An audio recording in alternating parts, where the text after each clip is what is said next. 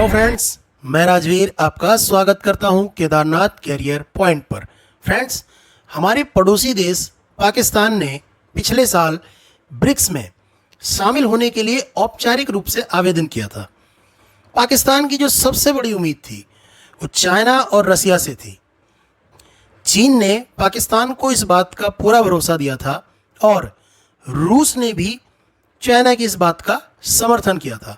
तो पाकिस्तान को लगा कि इस ब्रिक्स समिट में पाकिस्तान भी ब्रिक्स का मेंबर देश बन जाएगा। लेकिन ब्रिक्स में पाकिस्तान की एंट्री के लिए जो सबसे बड़ी बाधा है वो है भारत। भारत के बिना समर्थन के पाकिस्तान की ब्रिक्स में एंट्री संभव नहीं है। तो जो गलतफहमी थी पाकिस्तान की कि भाई चाइना और रसिया अगर सपोर्ट करेंगे तो पाकिस्तान ब्रिक्स का मेंबर बन जाएगा, वो गलतफहमी दूर हो गई है। भारत ने पाकिस्तान से ये साफ कर दिया है कि आतंकवाद और बातचीत ये दोनों चीज़ें साथ साथ नहीं चल सकती। पीएम मोदी ने ब्रिक्स की बैठक में इस रुख को दोबारा से दोहराया और सदस्य देशों से कहा कि आतंकवाद के मुद्दे पर दोहरे मानकों के लिए कोई जगह नहीं है। यानी भारत किसी भी रूप में आतंकवाद को बर्दाश्त नहीं करेगा। ये बात साफ साफ भारत द्वारा स्पष्ट कर दी गई।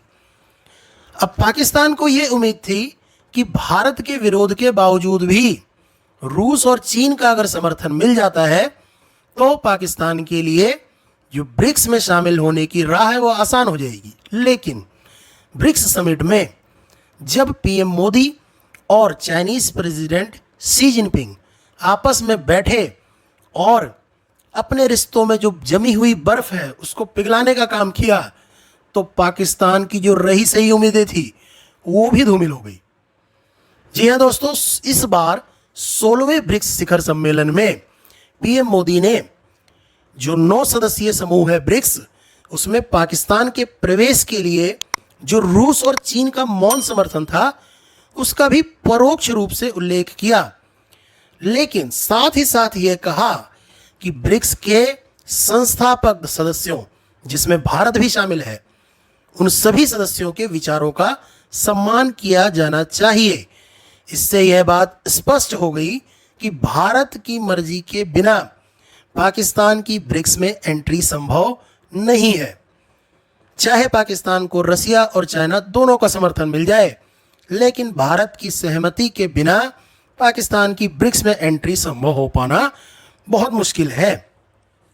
रसिया और चाइना के अलावा भी 2 अन्य संस्थापक देश हैं ब्रिक्स के, जिनमें भारत और ब्राज़ील है। यानी ब्राज़ील, रूस और भारत और चीन, ये 4 संस्थापक सदस्य हैं जिन्होंने ब्रिक्स की स्थापना की थी। और साल 2011 में दक्षिण अफ्रीका को भी इस ग्रुप में शामिल किया गया था। तो ये जो फाउंडिंग मेंबर्स हैं, इनकी सहमति के बिना किसी भी नए देश को, जैसे कि पाकिस्तान, उसको शामिल नहीं किया जा सकता। और ख़ास बात ये रही इस समिट की कि पाकिस्तान को सदस्य देश बनाना तो दूर, पाकिस्तान को तो पार्टनर देशों में जो ब्रिक्स के हैं उसमें भी जगह नहीं मिली।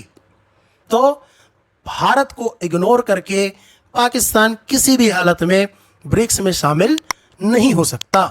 ये बात पाकिस्तान को अब समझ लेनी चाहिए। तो फ्रेंड्स, ऐसी ही इंटरेस्टिंग अपडेट के साथ आपसे मिलते हैं हम अगली वीडियो में। Thanks for watching the video.